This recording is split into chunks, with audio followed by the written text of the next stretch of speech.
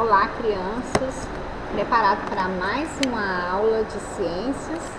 Hoje nós vamos trabalhar, estudarmos o capítulo, o livro 4, o quarto bimestre, certo? Aqui na abertura já da página, eu coloquei o relógio biológico. Vocês entendem o que vem a ser o relógio biológico? Essa imagem aí já diz um pouco, né?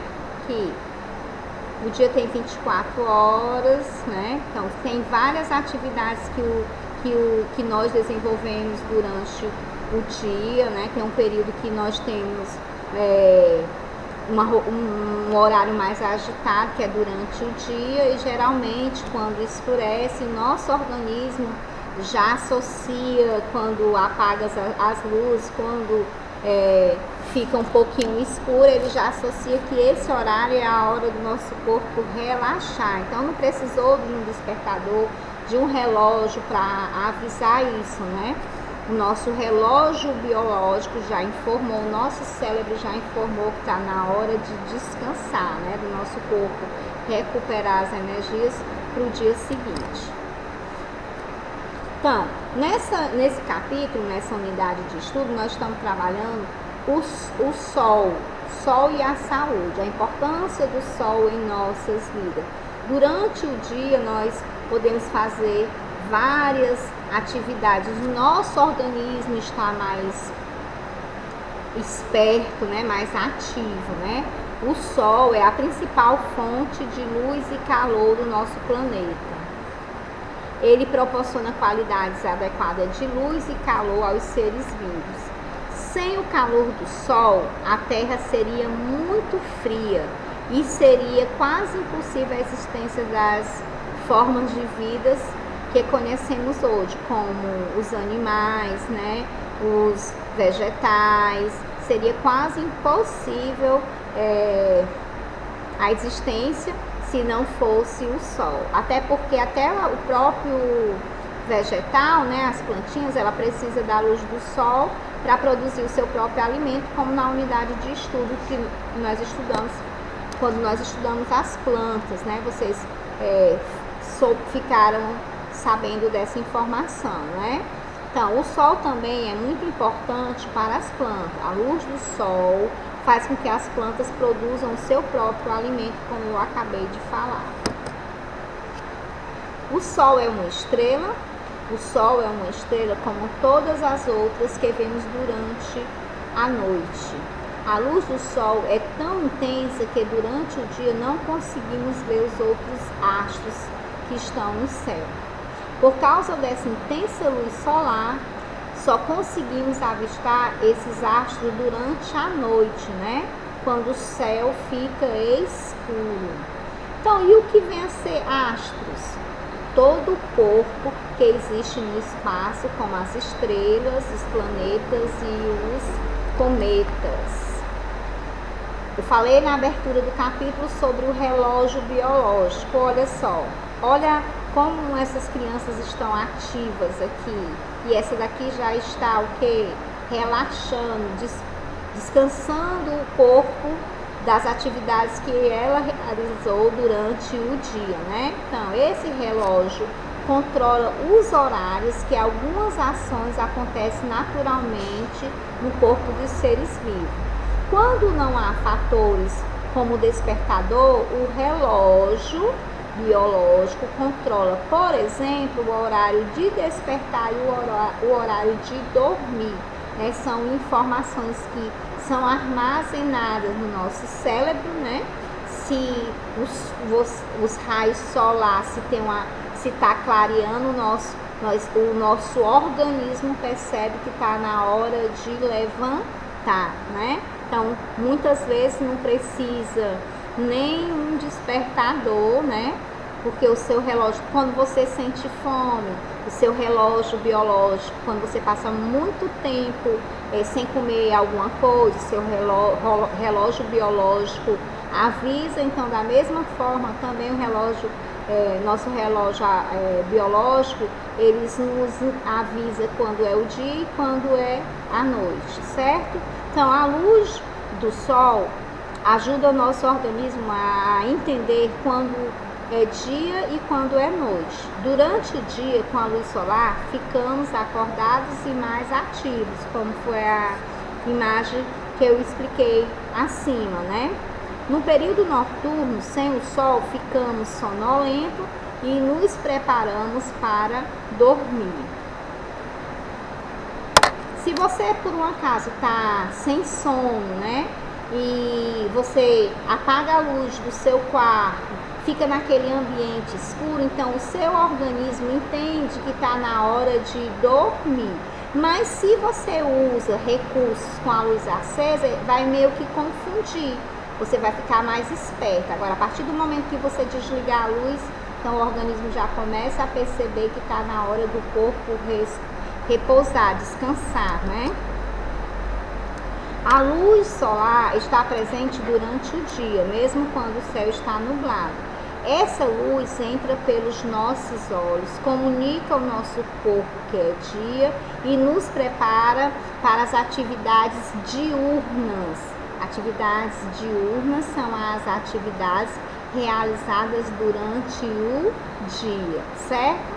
No escuro, com a ausência da luz, nosso corpo fica sonolento e entendemos que é hora de dormir, foi o que eu falei anteriormente. No entanto, além da luz do sol, há outro tipo de luz, como a de celulares, televisores, computadores, né, que confundem, né, o nosso cérebro, né, que são chamadas as luzes artificiais. O nosso relógio biológico percebe a luz artificial e torna difícil ao organismo compreender se é dia ou é noite. Foi o que eu falei, né, que acaba que confundindo, né? Então, agora vamos falar da importância do sol e a produção de vitamina D, que vem a ser a vitamina D. A vitamina D, ela nos auxilia na absorção de cálcio, que é essencial para o crescimento, pois atua na formação de ossos e dentes e também nos ajuda a ganhar força muscular, por isso que é muito importante a luz do sol. Mas essa luz do sol que produz a vitamina D tem que ficar atenta, que tem os horários específicos.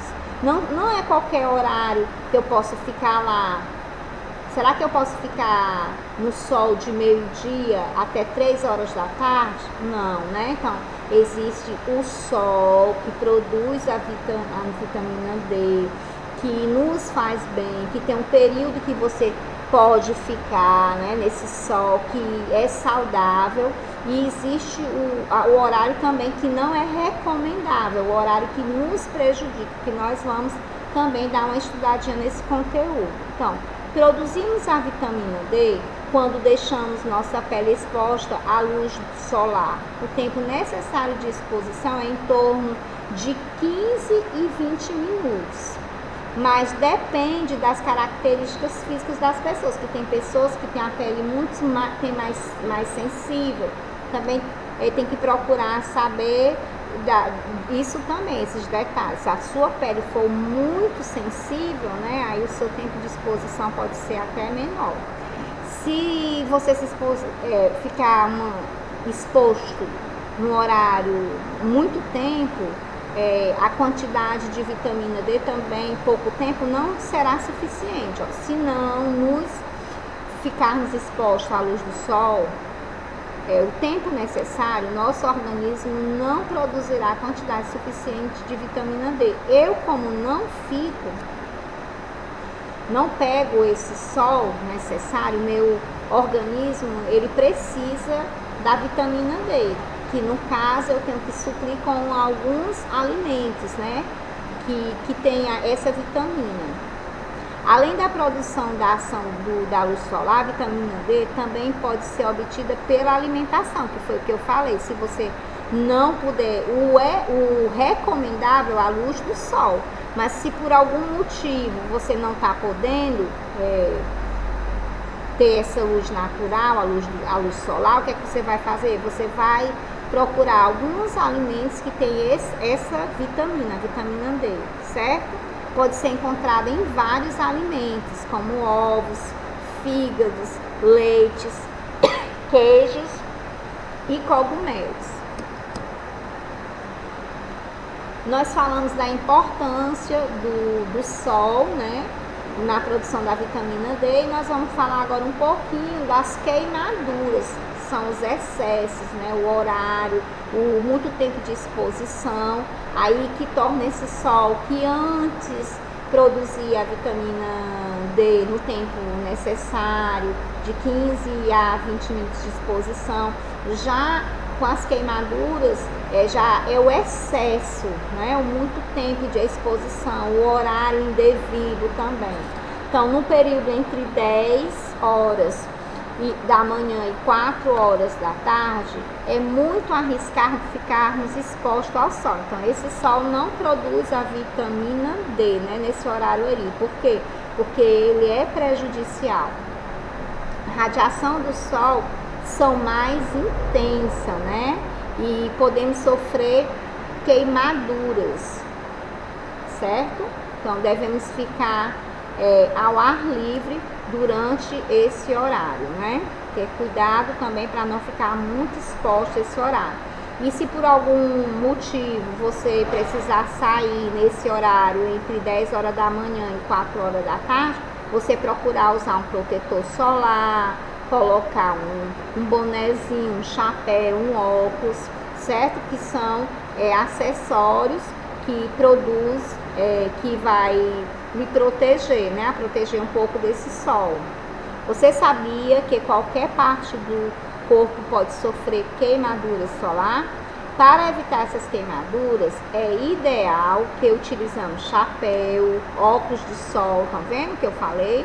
Protetor solar para o corpo e para os lábios, não só para o corpo, mas tem pessoas que ficam com os lábios ressecados, né? E usar roupas adequadas. Existem roupas para um ambiente de sol forte, como aqui no nosso Nordeste, né, que é um estado quente. O Ceará é um estado muito quente, então nossas roupas a gente tem que evitar manga comprida, né, tem que usar tecidos mais finos, né, porque o sol é muito intenso. Cuidados que devemos tomar, certo? Quando sofremos queimaduras solares, geralmente notamos os sintomas e os sinais só depois de algumas horas. Então tem que ficar atento a isso. Ninguém sente na hora. Você sente depois, algumas horas depois. Por isso que é importante nos protegermos, né? Que estejamos sempre protegidos para nos prevenir. Nos prevenir usando protetor solar, né? Por quê? Porque os sintomas que vão aparecer depois que você ficou exposto muito tempo, que se você não tiver usado o protetor, se você não tiver colocado nenhuma proteção na sua cabeça, né? Tiver ficado simplesmente lá exposto, alguns sintomas irão aparecer depois de horas que você tiver saído. Então, dor e vermelhão, pele quente e sensível, descamamento da pele, que a gente diz que fica descascando, né?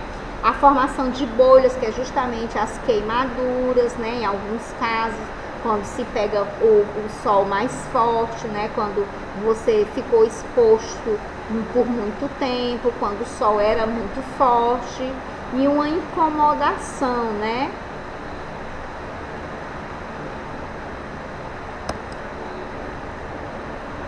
E para onde foi o sol? Será que o sol, quando nós não conseguimos ver o sol nos dias nublados, será que ele não está lá? Ou será que ele está lá? O que é que vocês acham? Então, normalmente, antes de iniciar uma tempestade, as nuvens escuras aparecem no céu e o dia começa a escurecer.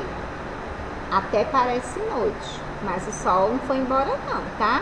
Isso acontece porque as nuvens de chuva ficam repletas de gotículas de água e bloqueiam a passagem dos raios solares para a parte inferior delas, né? Então, o Sol fica meio que tipo uma parede, a nuvem fica emparedando os raios solares de passar.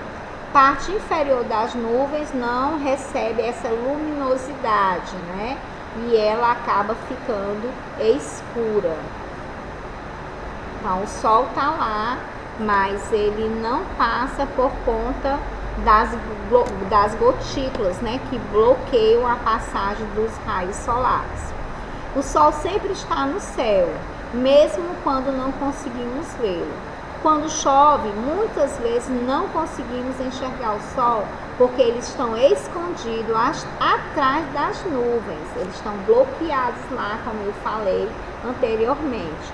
Depois da chuva, as nuvens ficam brancas novamente, pois tem menos água e o Sol pode voltar a aparecer. Um detalhe bem interessante, né, gente? É a natureza, né? Coisa que o Papai do Céu criou. Olha que coisa linda aqui o arco-íris, uma imagem linda do arco-íris, né? Que surge quando o Sol ilumina intensamente, né, o ar após uma chuvarada, né? Após uma chuvarada, por exemplo, aí surge o arco-íris, que é quando um raio bate na borda de uma gotinha de água ou de vapor e a luz branca do Sol é esvaziada, se decompõe nas 7 cores, né, formando o arco-íris, que são as cores vermelho, laranja, amarelo, verde, anil e violeta. Então, quais são as cores do arco-íris mesmo? Então, vamos memorizar quais são as cores do arco-íris. As cores do arco-íris são vermelho, amarelo, laranja, verde, azul, anil e violeta. A vermelha é a que se propaga mais rápido, formando uma faixa superior do arco. A do violeta é a mais lenta, aparece mais na parte inferior. Então, tem 2 detalhes a ser observado. A que se sobressai mais é a vermelha. A vermelha está em que parte? Ela fica na parte superior, né, numa faixa superior, e a violeta ela fica na parte inferior. 2 curiosidades também para vocês fixarem, né? Então, como se formam as sombras? Na abertura do capítulo também, lá na primeira página do slide, vocês tiveram a oportunidade de ver crianças brincando, né? E as sombras. Vocês podem ver muitas vezes que as sombras são até maiores do que as crianças, como é nessas imagens aí. Vocês estão vendo aí que as pessoas, né? As sombras se sobressaem mais. A sombra se forma quando a luz ilumina um objeto, não consegue atravessá-lo, né? Assim podemos dizer que a sombra é o resultado da ausência parcial de luz causada pela presença em um obstáculo. Então, é a ausência de luz, né, naquele objeto ou na pessoa. Por isso que as sombras aparecem. O calor nos objetos e nos seres vivos. Com que roupa eu vou? Aqui no começo também eu falo, há pouco instante eu falei do Ceará como um estado quente, né? Uma região quente. O Nordeste é uma região quente, o Ceará é um estado muito quente. Então, existem as roupas adequadas, né? Que nós falamos que são características adaptativas. O que vem a ser características adaptativas é quando a pessoa, de certa forma, ela usa alguma coisa, algum objeto. No caso aqui, nós estamos falando em características adaptativas, nós estamos nos referindo ao clima frio, né? Então, aqui as pessoas usaram o quê? Usaram roupas adequadas para esse período, né? Para esse local, o frio. Enquanto as pessoas estão usando roupas, os animais têm o quê? O pelo deles, né, que protegem, né? Por quê? Porque o organismo dele tem características adaptativas que fazem com que possibilitam eles viverem naquele ambiente, certo? Então aqui nós temos dois exemplos, nós temos exemplos de características adaptativas, tanto das pessoas que estão usando os acessórios que tornam possível eles estarem nesse ambiente tão frio aqui, como nós temos as toucas, nós temos os cachecóis, né? Nós temos aqui até os protetores, né? Que as meninas estão usando aqui, o sapato apropriado, luvas, né? Então são acessórios que tornam possível eles estarem nesse ambiente tão frio. Aqui os animais, eles têm características próprias, né, do ambiente em que eles vivem. Então, o que vem a ser essas tão faladas características adaptativas?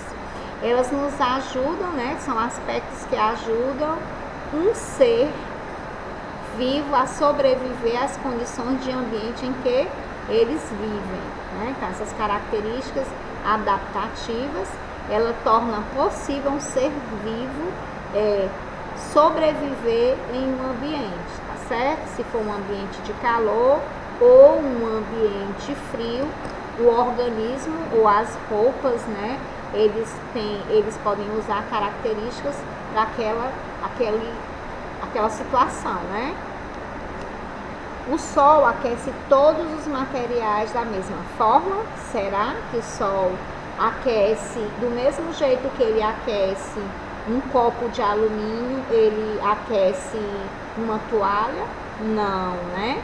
Então, há objetos em que eles são aquecidos mais rapidamente e há outros objetos que o Sol aquece que demora mais tempo, né? Então, vamos dar uma olhadinha nesse tipo de objeto agora, certo? Então, os objetos à nossa volta também são aquecidos de maneiras diferentes. Alguns se aquecem e esfriam muito mais rápido que o outro, mas isso depende do material que é feito. Aqui nós temos alguns objetos, certo? De materiais que esquentam e esfriam rapidamente. Nós temos um exemplo aqui de uma aliança, né, de ouro, o alumínio, certo? Temos o metal, né, e temos, esses aqui são os que aquecem mais, esquentam mais rapidamente, né, e que esfriam com mais facilidade, né, demoram menos tempo para esfriar. Já o material como a borracha, o plástico e o tecido, eles demoram mais para esquentar, né? Demoram mais para esquentar e para esfriar, né? Então, nós temos aqui nós temos o alumínio, a aliança, o metal, que esquentam e esfriam rapidamente, né? Eles tanto esquentam rapidamente como eles esfriam rapidamente, mas nós temos outro exemplo da cortiça, do plástico, da borracha e do tecido, que tanto eles demoram para esquentar como demoram para esfriar. E os animais? Vamos falar de animais adaptados a ambientes quentes. Nós temos aqui uma raposa e o camelo, né? Nós estudamos que o camelo, ele pode beber em torno de 100 litros d'água, né? Que de uma só vez. Por que ele toma esses 100 litros de água de uma só vez? Porque ele armazena no seu organismo, né, uma quantidade de água suficiente para o corpo dele ficar hidratado em até 3 semanas, para ele sobreviver até 3 semanas sem beber água. Então, o corpo dele fica bem hidratado, né? Fica hidratado durante as 3 semanas, ele bebendo esses 100 litros de água. E a raposa do deserto, que tipo de curiosidade nós podemos ter com relação a ela? Então, as orelhas dela, né, do animal, perde mais calor, certo? Facilmente para o ambiente. Então, ela perde o calor mais rapidamente para o ambiente. Mantém o corpo dela fresco, mesmo que esteja em um ambiente muito quente. Outra característica da raposa do deserto são as patas, porque o ambiente é quente, né? As patas dela são cobertas por uma espécie de pelos mais espessos, entendeu? Assim, que protege mais o contato dela com o chão, para proteger da areia quente do deserto. Então, esse tipo de características da raposa, que nós comentamos agora, das orelhas grandes, né? E do tipo de pelo, são características adaptativas que possibilitam esse animal a viver num ambiente tão quente.